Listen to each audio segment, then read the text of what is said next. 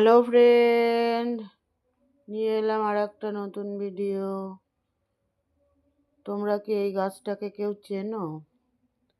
এই গাছ আর এই গাছের গুণাগুণ। এই গাছটার নাম হচ্ছে বনমূলো গাছ। ভীষণই তীব্র গন্ধ। আর এর গুণ হচ্ছে, যাদের মুরগি বাড়িতে পোষে মুরগি, আর মুরগির ঘরে এক ধরনের পোকা হয়, ছোট্ট ছোট্ট পোকা। আমরা তো তার নাম চুলচুলে বলেই চিনি। পোকা গায়ে লাগলে ভীষণই চুলকায়।